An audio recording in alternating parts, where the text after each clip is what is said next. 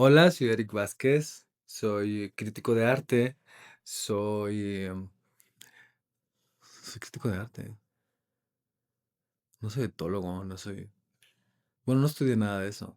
Entonces, No estudié etología, no estudié, no somos especialistas en el campo. Tengo más de 10 años de experiencia trabajando en lenguaje canino, con perros, perros maltratados, perros con miedo, perros con agresión. Eso sí, y de hecho ese es el origen del interés, de mi interés personal por estudiar los lobos mexicanos, es porque yo me di cuenta que había un parentesco en el lenguaje de los perros y el lenguaje de los lobos, que no era tan diferente y que más bien parecía que para entender a los perros habría que entender la gramática de los lobos, que parecía mucho más elemental y más fundamental. Parecía. Ahora yo no lo pienso. Ahora ya creo que más bien comparten un vocabulario, pero no la gramática, porque su comportamiento de fondo, su química, su idea de lo que es una presa, su idea de lo que es la cacería, su idea de lo que es un pack o una familia, no es la misma. Un perro es un animal muy complicado y un lobo es un animal elegantemente sencillo. Es muy sencillo, y en eso radica su belleza, su inteligencia, su diseño, sus elecciones, sus coreografías. Fue por estas inquietudes que Melissa y yo decidimos fundar la Sociedad de los Lobos para promover, para profundizar con respecto al lenguaje, a la naturaleza del lobo gris mexicano. Y es por eso que hemos estado en contacto con el Santuario de Extinción Cero, con otras asociaciones, eh, también civiles que se dedican a lo mismo, y también con miembros del Programa Binacional de la Recuperación de la Especie, que han sido muy amables con nosotros para escucharnos, para compartirnos sus hallazgos. Sí, la verdad es que hemos encontrado mucho apoyo, estamos muy agradecidos con todo eso. Y parte de los esfuerzos de la Sociedad de los Lobos es compartir nuestros hallazgos, nuestros conocimientos sobre el lenguaje canino en lobos, en perros, porque realmente hay muchísimo interés por parte de la población en general acerca del lobo mexicano. La gente quiere saber qué es eso, quiere saber dónde está, quiere saber qué está pasando con eso. Entonces, parte de nuestro esfuerzo también es hablar de esto en público y socializar este conocimiento y ponerlo ahí afuera y tratar de dialogarlo, incluso porque no sabemos gran cosa realmente. Y y uno de los temas ahora que está muy caliente es este video en donde un lobo aparentemente está haciendo uso de una herramienta, por primera vez documentado en video. La polémica es muy caliente por una razón. ¿Por qué nos causa tanto conflicto aceptar que un lobo pueda usar una herramienta? Hay una razón detrás de eso. Es una razón histórica. Por ahí de los 1970, por la década de los 60, los estudios de la conducta y los estudios de la biología se, se concentraron en una función fisiológica. Hubo una especie de concentración de los recursos y de las inteligencias, sobre todo en la Academia de Estados Unidos y en algunas partes de Europa, curiosamente en el uso del pulgar. Por eso en los estudios en los libros de texto que vamos a encontrar no nada más en México, en Estados Unidos, en gran parte de América y Europa, los libros de texto de secundaria, de ciencia, de la preparatoria, tenían chimpancés en la portada, tenían un simio en la portada, porque se llegó a la conclusión o a la síntesis de que el uso del pulgar era el brinco evolutivo. que era parte de nuestra naturaleza poder mover la mano de una cierta forma, que reflejaba una inteligencia. El uso de la herramienta se volvió el uso de la herramienta se volvió una especie de emblema de la superioridad de la inteligencia humana. Es por eso que el uso de la herramienta siempre se ha vuelto como una especie de revelación. Ahora queremos pensar que el chimpancé es una especie que también merece derechos porque usa herramientas. Nos sorprende que un cuervo pueda usar herramientas, porque eso significaría que está más cerca de lo humano. Se, se acuñó de hecho un concepto en aquellos años que era Homo laborans, el, el- el hombre que puede usar, puede elaborar con herramientas con su mano. Al parecer el brinco evolutivo sí tendría que ver con el uso de los pulgares. Esto es muy problemático porque ahora ya no se usan estos conceptos, son problemáticos porque son anticuados, no son útiles para comprender realmente lo que es la inteligencia. Ahora ya no sabemos con exactitud qué es la inteligencia. Si hubo otro momento, por ejemplo, en el que se concentraron los esfuerzos científicos en tratar de entender cómo funciona el lóbulo frontal. Se pensó que la inteligencia se concentraba en una parte del cerebro, que es del lóbulo frontal, que es donde se ubica algunas funciones lingüísticas, donde se ubican algunas funciones sociales. Entonces hubo sobre todo un interés para comprender el lóbulo frontal y todo el mundo hablaba de eso.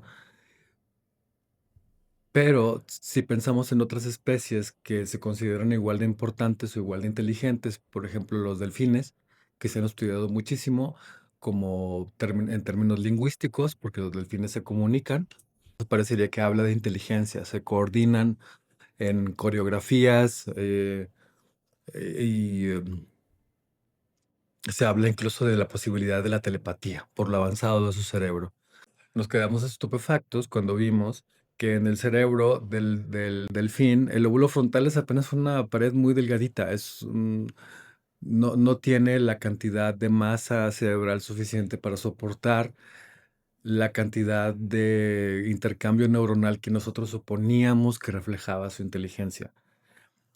Lo que tienen los delfines, mucho más agrandado que incluso que los humanos, es la parte que tiene que ver con la empatía. La parte de los delfines en el cerebro, de su cerebro, que tiene que ver con la empatía, es como el doble de la que tenemos los humanos. Entonces, más bien parecería que la inteligencia, lo que llamamos, lo que reconocemos como inteligencia en los delfines, tiene que ver con su capacidad para reconocerse entre ellos y para reconocer otros individuos en circunstancias similares. Entonces, la inteligencia tendría que ver con la conexión, con cómo entendemos otros individuos. Y esa es una idea de inteligencia que no tiene nada que ver con el uso del pulgar, que es una idea mucho más individualista, que es una idea de yo puedo lograr tal cosa. La naturaleza no funciona así. La naturaleza no es individualista, es una danza un poco más compleja. En fin, vamos a llegar a lo del video. En el video se ve un lobo joven tal vez que está jalando unas redes de cangrejo y las jala con mucha intención. Entonces saca las redes y se come los cangrejos. Entonces el comentario de este video es, wow, el lobo sabe usar herramientas, es decir, sabe usar con su hocico unas herramientas que no estuvieron hechas por él, fueron hechas por humanos para pescar y el lobo sabe que allá adentro hay cangrejos y que se trata nada más de sacarlos para usarlas. Eso es un uso de la herramienta. Eso es lo que está muy discutido, Porque, número uno, el lobo realmente no está usando una herramienta en el sentido en el que un chimpancé dice: "Mira, voy a romper esta vara y con esta varita puedo sacarle la miel al panal". Eso es como lo que se considera un uso de la herramienta, en una descripción muy rudimentaria. También lo que se discute es sí, pero el lobo sabe que allá adentro hay cangrejos y, y está usando una herramienta.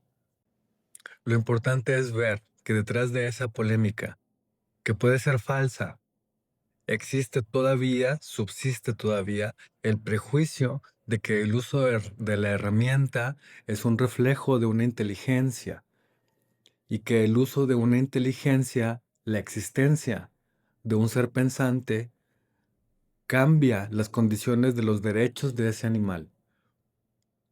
Porque lo que los que hablan de un uso de la herramienta están queriendo decir en el fondo es no podemos matarlos, no podemos cazarlos, no podemos ponerles trampas, porque mira qué inteligentes son, usan herramientas como nosotros. Y los que están negando que hay un uso de la herramienta por parte del lobo, están diciendo, no, no, no, es un animal como cualquier otro. Y en el fondo están diciendo, es discutible que tenga derechos, es discutible que no podamos tratarlo igual que tratamos a las chivas, a las vacas.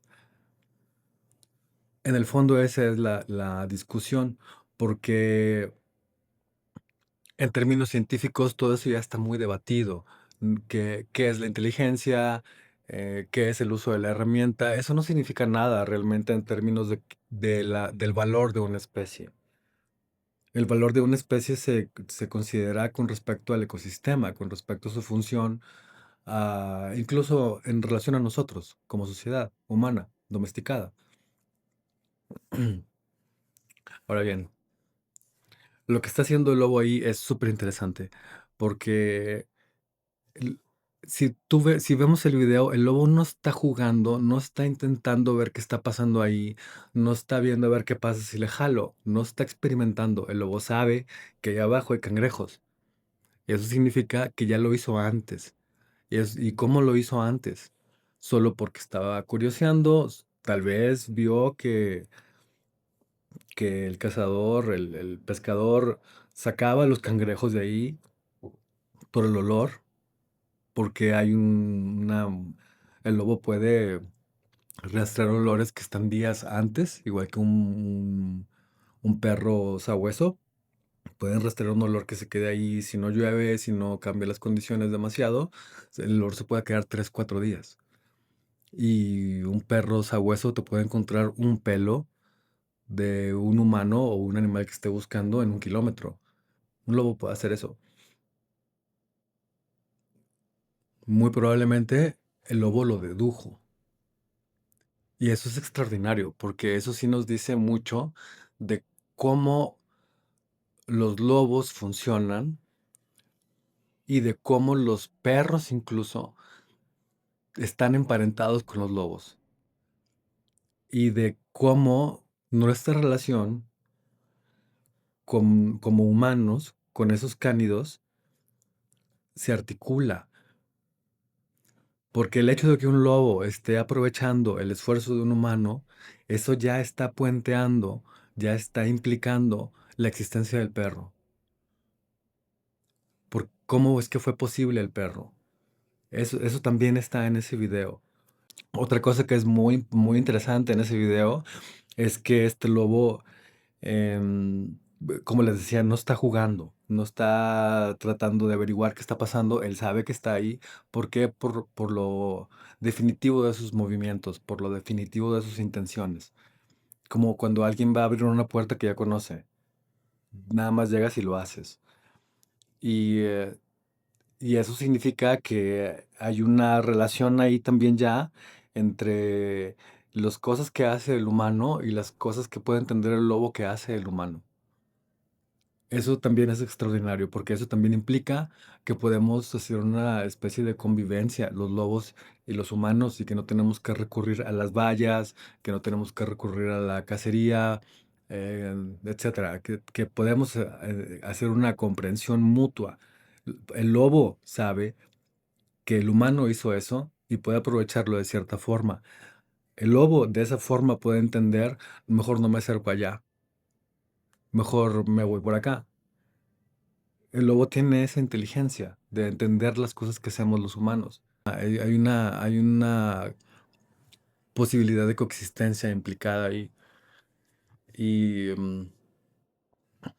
y para el caso, también esto igual no es tan urgente saberlo o discutirlo, pero lo que es muy interesante de un cánido es que para lo que nosotros es el pulgar opuesto que le llaman en el uso de la mano, es analógico en los lobos el uso del hocico. Los humanos hacemos eso cuando estamos en un cierto periodo de la infancia. Cuando todos queremos entender algo, nos lo metemos a la boca, que son los primeros 2 meses, algo así, los primeros 3 meses. Queremos entender algo y nos lo metemos a la boca. Lo mordemos, lo babeamos y lo aventamos. Y los perros hacen eso. Los perros comprenden con el hocico, quieren entender con el hocico. Depende de la raza. Hay algunos que están diseñados para eso, hay algunos que están diseñados para no hacerlo, pero vamos a decir estos perros estándar, el perro callejero incluso. El perro callejero tiene esa tendencia a estar más cercano a un border collie, a un pastor cualquiera que usa su hocico de una forma como una expresión de su inteligencia, de su exploración del mundo. Y los lobos también son así. Ese es un parentesco. Entonces, cuando vemos ese lobo sacando las presas de un cazador humano, la imagen es analógica, la imagen está emparentada con este otro video que te estaba enseñando donde un perro quiere sacar el agua de una botella y llega un humano y se la abre para darle de tomar el agua. El perro sabía que allá dentro de la botella estaba el agua, igual que el lobo sabía que allá dentro del río estaban los cangrejos amarrados en una trampa. Y el perro sabe, cuando llega el humano a ayudarlo, el perro sabe que no se la está llevando, que no le está quitando su recurso, se está esperando que le abra la botella. Porque y eso es mucho más complejo que lo que está haciendo el lobo. El perro es un animal muy, muy complejo. Porque el perro está entendiendo que el humano tiene un uso de sus pulgares y de sus dedos para abrir una botella que él no puede porque él no tiene manos. Eso es bien complicado. Eso yo no tengo idea ni siquiera qué pueda significar. Pero un perro sabe eso porque está esperando pacientemente a que le abran la botella para que pueda obtener el agua. Está más cercano a un momento de los humanos en su infancia. Es como cuando un niño no puede abrir una botella, una jarra y un jar, un bote, y se lo da o espera que llegue la mamá o el papá a abrirlo. Esa expectación del niño viendo a la persona, a su adulto abrirla, es la misma expectación que tú ves en el perro cuando está abriendo el humano la botella. Es esa paciencia, es ese decir, bueno, está bien, tú me ayudas. Hay un momento del humano en el que el lenguaje que usamos es compartido, que es hasta la preadolescencia. Este video también creo que es muy interesante para el caso, porque es un perro usando una roca para divertirse, es un juguete. Los humanos normalmente no consideramos que una especie que no es la nuestra tenga una noción del juguete. El juguete es una idea muy, muy preciada para nuestra civilización porque es como una especie de símbolo incluso del el lazo entre los adultos y los niños.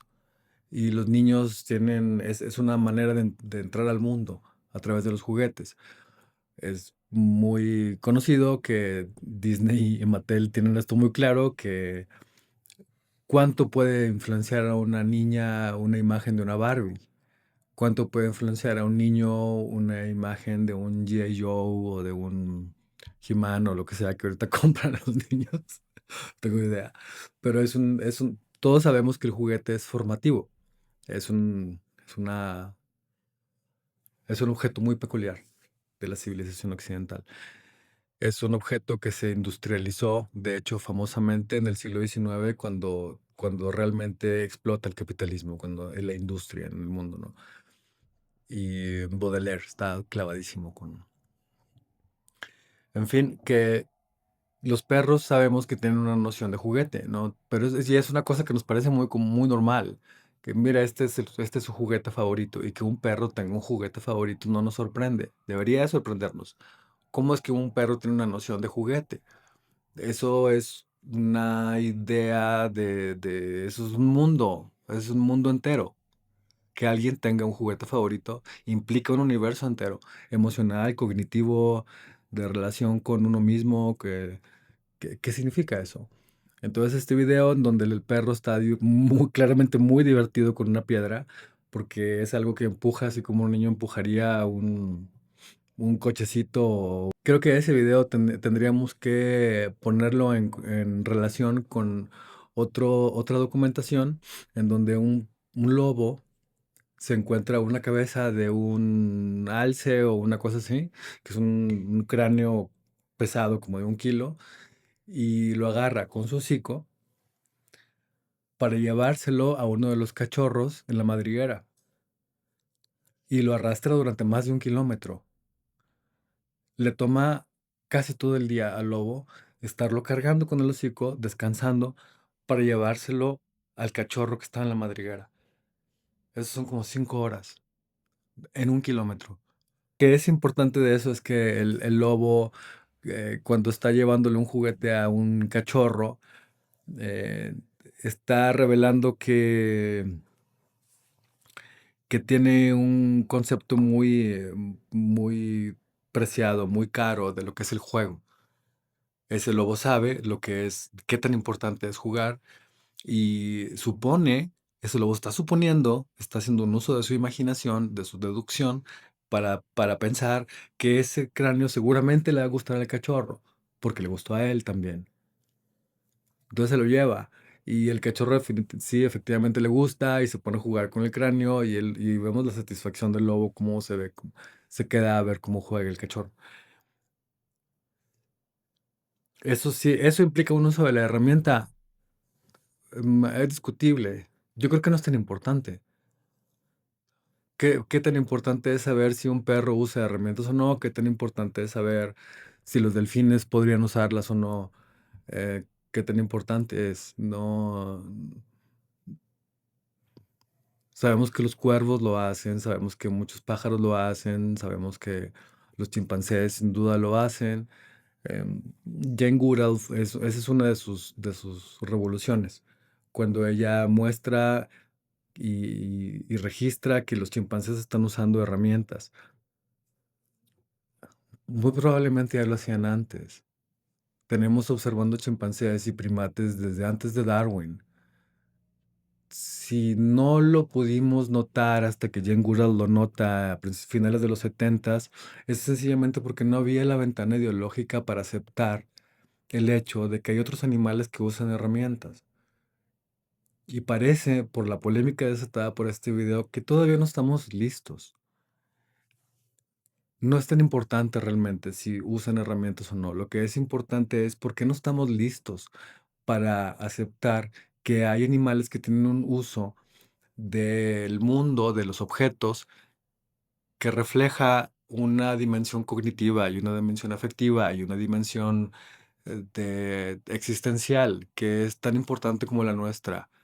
Eso creo que es lo que está en el fondo de toda esa discusión. Y eso ya no debería ser una discusión. Además, a partir de las evidencias que tenemos, de lo importantes que son los depredadores, tope que le llaman, es decir, depredadores que no tienen otros depredadores, como son los lobos, los osos, los pumas, que son fundamentales para la supervivencia de un ecosistema y de nosotros, por lo tanto, porque nosotros también usamos oxígeno, agua.